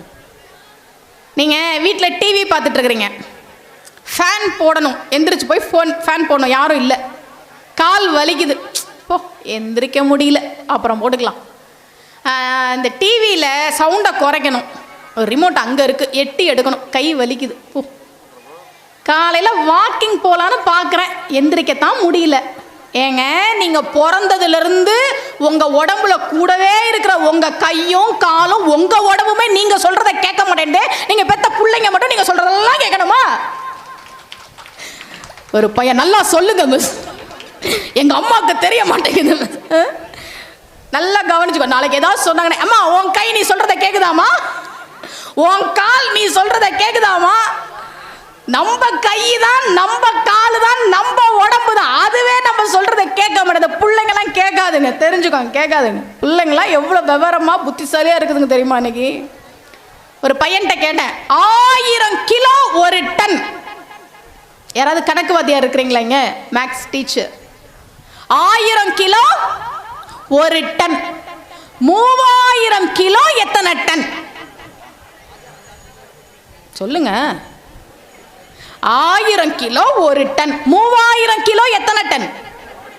நீலாம் புத்திசாலிப்பா, அதனால நீ 3 டன் சொல்லிட்ட. அந்த பையன் சொன்னா 1000 kilo 1 ton, 3000 kilo ton ton ton. தப்பா சரியா sir? 1000 kilo 1 ton, 3000 kilo ton ton ton. எப்படிடா நீ கேட்க முடியாது? அவன் கரெக்டாக தானே சொன்னான், கரெக்டாக தானே சொன்னான். ஒரு புள்ள அவங்க அம்மா கிட்ட வந்து, அம்மா காய்ச்சல் வர மாதிரி இருக்குதுமா. அம்மா தொட்டு பார்த்துட்டு, இல்லை இல்லைம்மா நிஜமா காய்ச்சல் வர மாதிரி இருக்குதுமா. இல்லை பாப்பா. சளி வர மாதிரி இருக்குதுமா. இல்லை. தும்மல் தும்மல் வருதுமா. இல்லை.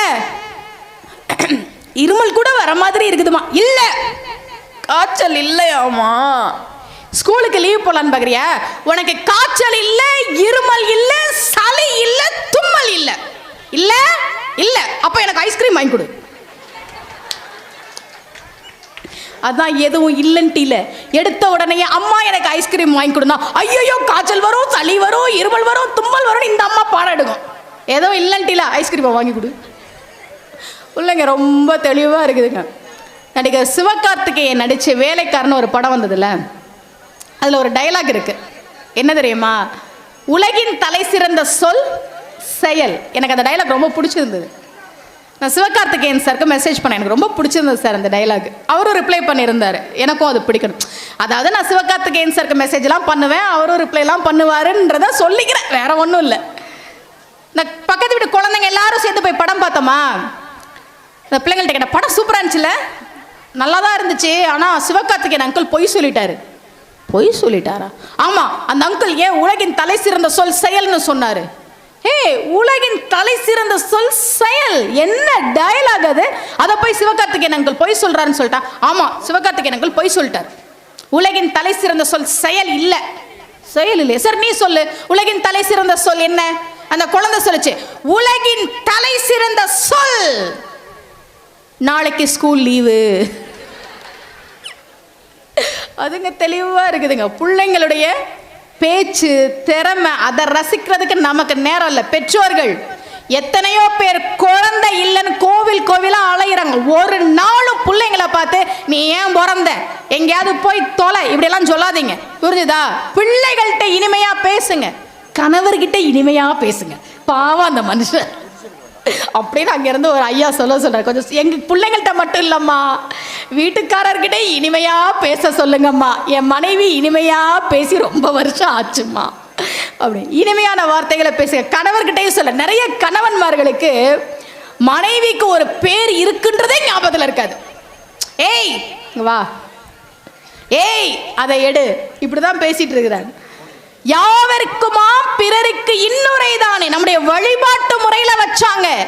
நீ கோயிலுக்கு போறியா, சாமி கும்பிடுறியா, யாகம் பண்றியா, இதையெல்லாம் விட அடுத்தவர்களுக்கு இனிமையான வார்த்தைகளை பேசும்போதுதான் அதனுடைய பலன் உனக்கு கிடைக்கும்னு சொல்லி கொடுத்தாங்க. இந்த ஒரு விஷயத்தை இன்னையில இருந்து ஃபாலோ பண்ணுங்க, சரியா?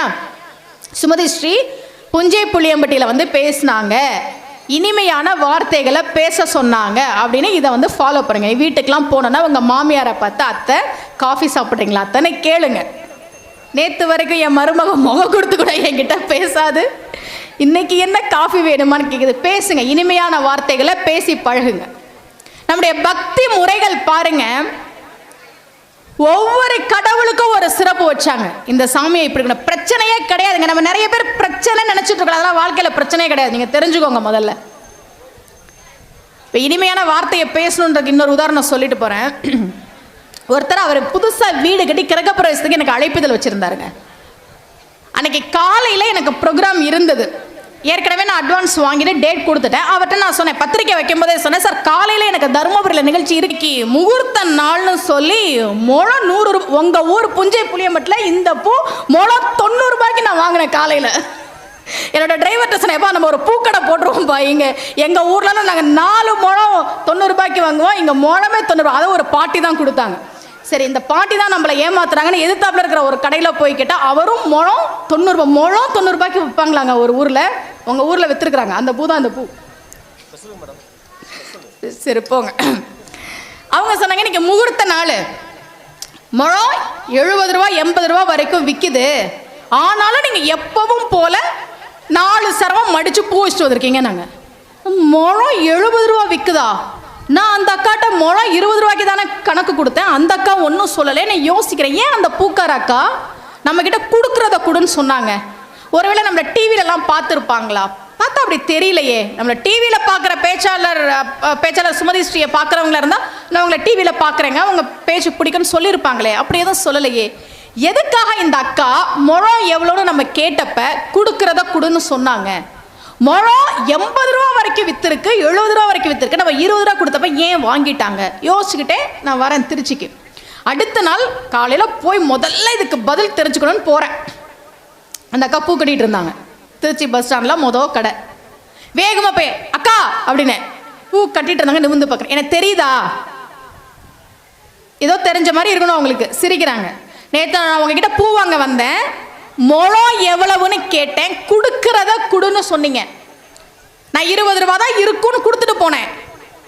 ஆனா முழம் நேற்று 80 ரூபா வரைக்கும் வித்துருக்கு. ஏன் என்கிட்ட முழம் இவ்வளவுன்னு நீங்க சொல்லல? சொல்லுங்கன்ற. அந்த அக்கா எதுவுமே சொல்லாம பூ கட்டிட்டு இருக்குது. சொல்லுங்கக்கா, எதுக்கு என்கிட்ட முழம் எவ்வளோ நான் கேட்டப்ப கொடுக்கறத கொடுன்னு சொன்னீங்க? அந்த அக்கா சொன்னாங்க பாருங்க ஒரு பதில், நல்லா கவனிங்க. பூ கட்டிக்கிட்டே என் முகத்தை நிமிந்து பார்க்காம அந்த அக்கா சொன்னாங்க, கண்ணு, இந்த பஸ் ஸ்டாண்டில் 10 வருஷமா பூக்கடை வச்சிருக்கேன்.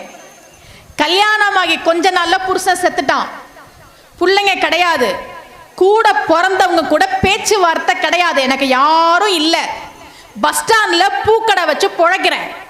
ஊருக்கு போறவங்களாம் பூ வாங்க வருவாங்கல்ல, அப்போ பூ எவ்வளோ, பூ எவ்வளோ, பூ எவ்வளோன்னு கேட்பாங்க. இந்த 10 வருஷத்துல இதை தான் நான் அதிகமாக கேட்கிறேன். பூ எவ்வளோ, பூ எவ்வளோ, பூ எவ்வளோ, இப்படிதான் கேட்பாங்க. நீ ஒருத்தி தான் அக்கா அப்படின்னு கூப்பிட்டு பூ எவ்வளோன்னு கேட்டியா? உன்கிட்ட பணம் வாங்க எனக்கு மனசு வரலம்மா. உறவுன்னு சொல்லி கூப்பிட ஒருத்தரும் இல்லாம அனாதையா 10 வருஷம் பஸ் ஸ்டாண்ட்ல இருந்தேன். எல்லாரும் பூ எவ்வளோ, பூ எவ்வளோன்னு கேட்டப்ப நீ ஒருத்தி தாமா அக்கான்னு என்னை கூப்பிட்ட. என்னை உறவு சொல்லி ஒருத்தி கூப்பிட்டாலே அவகிட்ட போய் முழம் 80 ரூபா நான் எப்படிமா கேட்கறது? கொடுக்கறத கொடுமா. நான் யாவர்க்குமாம் பிறருக்கு இன்னுரை தானே. இனிமையான வார்த்தைகளை பேசுங்க. இன்னையிலேருந்து அதை ஃபாலோ பண்ணுங்க. இன்னையிலேருந்து ஃபாலோ பண்ணுங்க. என்ன அவங்க அப்படி பேசிட்டாங்க, நான் எப்படி அவங்கள்ட்ட இனிமையாக பேசுறது? உன்னை பதிலுக்கெல்லாம் இனிமையாக பேச சொல்ல. நம்மளை காயப்படுத்துகிற மாதிரி பேசினாங்கன்னா அந்த வார்த்தைகளை நீங்கள் எடுத்துக்காதீங்க. என் அனுமதி இல்லாமல் என்னை யாரும் காயப்படுத்த முடியாது சார். நான் அதில் ரொம்ப தெளிவாக இருக்கேன். என்ன வேணா திட்டட்டும், என்ன வேணா அவமானப்படுத்தட்டும், ஐயோ இவங்க என்னை இப்படி சொல்லிட்டாங்களே அப்படின்னு நான் வருத்தப்பட்டாதான் உண்டே தவிர ஏன் அனுமதி இல்லாமல் என்னை யாரும் அவமானப்படுத்த முடியாது. அதில் நான் ரொம்ப தெளிவாக இருக்கேன். யாவர்க்குமாம் பிறருக்கு இன்னொரு. குழந்தைங்க கிட்டேயே இனிமையான வார்த்தையை பேசுறது இல்லையே நாம. எதுக்கு பிறந்த அந்த புள்ள கடவுள்கிட்ட அப்ளிகேஷன் போட்டுச்சா? கடவுளே கடவுளே, இந்த அம்மாவுக்கும் இந்த அப்பாவுக்கும் நான் பிள்ளையாக பிறக்க நீதான் அருள் செய்ய வேண்டும் கடவுள்கிட்ட தவம் பண்ணி அது உங்களுக்கு எதுக்கு என் பிறந்த பிள்ளைய பார்த்து கேட்குறோம். எங்கேயாவது போய் தொலை சொல்றோம், போய் தொலைஞ்சா தெரியும் உங்களுக்கு. எத்தனை பேர் குழந்தை இல்லாம கோவிலா போய் அலையிறாங்க தெரியுமா? உங்க புள்ள குறும்பு பண்ணதான் செய்யும். புள்ளனா குறும்பு பண்ணுங்க, குறும்பு பண்ணாதான் குழந்தை. போய் தொலை சொல்லாதீங்க, ஒரு நாளும் சொல்லாதீங்க. எத்தனை பேர் குழந்தை இல்லாம கோவிலா போய் அலைஞ்சிட்டு இருக்கிறாங்க. நீங்க வீட்டில் டிவி பார்த்துட்டு இருக்கிறீங்க, ஃபேன் போடணும், எந்திரிச்சு போய் ஃபேன் போடணும், யாரும் இல்லை, கால் வலிக்குது, போ எந்திரிக்க முடியல, அப்புறம் போட்டுக்கலாம். இந்த டிவியில் சவுண்டை குறைக்கணும், ஒரு ரிமோட் அங்கே இருக்குது, எட்டி எடுக்கணும், கை வலிக்குது, போ. காலையில் வாக்கிங் போகலான்னு பார்க்குறேன், எந்திரிக்கத்தான் முடியல.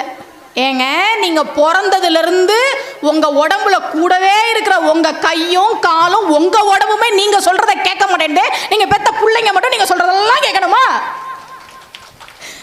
ஒரு பையன் நல்லா சொல்லுங்க மிஸ், எங்கள் அம்மாவுக்கு தெரிய மாட்டேங்குது மிஸ்.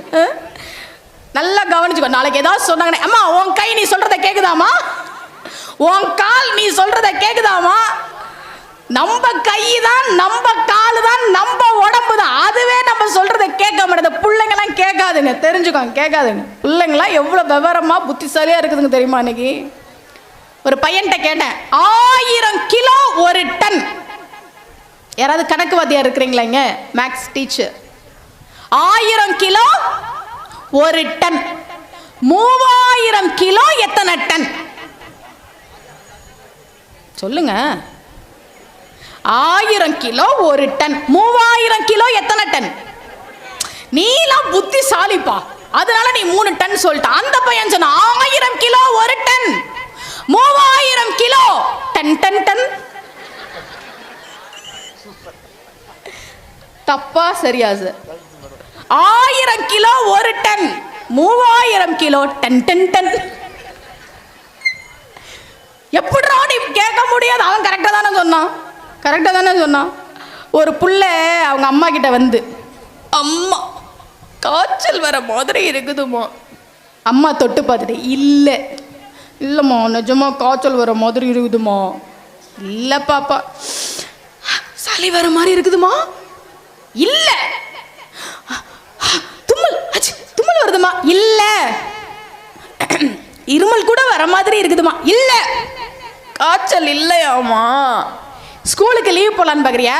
உனக்கு காய்ச்சல் இல்ல, இருமல் இல்ல, சளி இல்ல, தும்மல் இல்ல. இல்ல இல்ல அப்ப எனக்கு ஐஸ்கிரீம் வாங்கி கொடு. அதான் எதுவும் இல்லன்ட்டு இல்ல. எடுத்த உடனே அம்மா எனக்கு ஐஸ்கிரீம் வாங்கி கொடுனா, ஐயோ காய்ச்சல் வரும், சளி வரும், இருமல் வரும், தும்மல் வரும், இந்த அம்மா பாடம் எடுக்கும். ஏதோ இல்லன்ட்டு இல்ல, ஐஸ்கிரீமை வாங்கி கொடு. இல்லைங்க ரொம்ப தெளிவா இருக்குதுங்க. நடிகர் சிவகார்த்திகேயன் நடிச்ச வேலைக்காரன்னு ஒரு படம் வந்ததுல, அதில் ஒரு டைலாக் இருக்கு. என்ன தெரியுமா? உலகின் தலை சிறந்த சொல் செயல். எனக்கு அந்த டைலாக் ரொம்ப பிடிச்சிருந்தது. நான் சிவகார்த்திகேயன் சாருக்கு மெசேஜ் பண்ணேன், எனக்கு ரொம்ப பிடிச்சிருந்தது சார் அந்த டைலாக். அவரும் ரிப்ளை பண்ணியிருந்தார், எனக்கும் அது பிடிக்கணும். அதாவது நான் சிவகார்த்திகேயன் சாருக்கு மெசேஜ்லாம் பண்ணுவேன், அவரும் ரிப்ளைலாம் பண்ணுவாருன்றத சொல்லிக்கிறேன், வேற ஒன்றும் இல்லை. இந்த பக்கத்து வீட்டு குழந்தைங்க எல்லாரும் சேர்ந்து போய் படம் பார்த்தோமா, இந்த பிள்ளைங்கள்ட்ட கேட்ட படம் சூப்பராக இருந்துச்சுல, நல்லா தான் இருந்துச்சு, ஆனால் சிவகார்த்திகேயன் அங்கிள் பொய் சொல்லிட்டாரு. பொய் சொல்லிட்டாரா? ஆமா, அந்த அங்கிள் ஏன் உலகின் தலை சிறந்த சொல் செயல்னு சொன்னாரு. ஹே, உலகின் தலை சிறந்த சொல் செயல், என்ன டயலாக் அது? அதை போய் சிவகார்த்திகேயன் அங்கிள் பொய் சொல்றாருன்னு சொல்லிட்டா. ஆமா, சிவகார்த்திகேயன் அங்கிள் பொய் சொல்லிட்டார். உலகின் தலை சிறந்த சொல் செயல் இல்ல, செயல் இல்லை. சார் நீ சொல்லு, உலகின் தலை சிறந்த சொல் என்ன? அந்த குழந்தை சொல்லுச்சு, உலகின் தலை சிறந்த சொல் நாளைக்கு ஸ்கூல் லீவு. அதுங்க தெளிவா இருக்குதுங்க. பிள்ளைங்களுடைய பேச்சு திறமை, அதை ரசிக்கிறதுக்கு நமக்கு நேரம் இல்லை. பெற்றோர்கள் எத்தனையோ பேர் குழந்தை இல்லைன்னு கோவில் கோவிலா அலையிறாங்க. ஒரு நாளும் பிள்ளைங்களை பார்த்து நீ ஏன் பிறந்த, எங்கேயாவது போய் தொலை, இப்படி எல்லாம் சொல்லாதீங்க, புரிஞ்சுதா? பிள்ளைகள்கிட்ட இனிமையா பேசுங்க, கணவர்கிட்ட இனிமையா பேசுங்க. பாவம் அந்த மனுஷன் அப்படின்னு அங்கிருந்து ஒரு ஐயா சொல்றாரு, கொஞ்சம் எங்க பிள்ளைங்கள்ட்ட மட்டும் இல்லம்மா, வீட்டுக்காரர்கிட்ட இனிமையா பேச சொல்லுங்கம்மா. என் மனைவி இனிமையா பேசி ரொம்ப வருஷம் ஆச்சுமா அப்படி இனிமையான வார்த்தைகளை பேசுங்க. கணவர்கிட்டையும் சொல்ல. நிறைய கணவன்மார்களுக்கு மனைவிக்கு ஒரு பேர் இருக்குன்றதே ஞாபகத்தில் இருக்காது. ஏய் வா, ஏய் அதை எடு, இப்படிதான் பேசிட்டு இருக்கிறாங்க. யாவருக்குமா பிறருக்கு இன்னுரை தானே நம்முடைய வழிபாட்டு முறையில வச்சாங்க. நீ கோயிலுக்கு போறியா, சாமி கும்பிடுறியா, யாகம் பண்றியா, இதையெல்லாம் விட அடுத்தவர்களுக்கு இனிமையான வார்த்தைகளை பேசும்போதுதான் அதனுடைய பலன் உனக்கு கிடைக்கும்னு சொல்லி கொடுத்தாங்க. இந்த ஒரு விஷயத்தை இன்னையில இருந்து ஃபாலோ பண்ணுங்க, சரியா? சுமதி ஸ்ரீ புஞ்சை புளியம்பட்டியில வந்து பேசினாங்க, இனிமையான வார்த்தைகளை பேச சொன்னாங்க அப்படின்னு இதை வந்து ஃபாலோ பண்ணுங்க. வீட்டுக்கெல்லாம் போனோன்னா உங்க மாமியாரை பார்த்து, அத்தை காஃபி சாப்பிட்றீங்களா அத்தனை கேளுங்க. நேற்று வரைக்கும் என் மருமக முகம் கொடுத்து கூட என்கிட்ட பேசாது, இன்னைக்கு என்ன காஃபி வேணுமான்னு கேட்குது. பேசுங்க, இனிமையான வார்த்தைகளை பேசி பழகுங்க. நம்முடைய பக்தி முறைகள் பாருங்க, ஒவ்வொரு கடவுளுக்கும் ஒரு சிறப்பு வச்சாங்க. இந்த சாமியை இப்படி இருக்கணும், பிரச்சனையே கிடையாதுங்க. நம்ம நிறைய பேர் பிரச்சனை நினைச்சிட்டு இருக்கோம், அதெல்லாம் வாழ்க்கையில பிரச்சனையே கிடையாது. நீங்க தெரிஞ்சுக்கோங்க முதல்ல.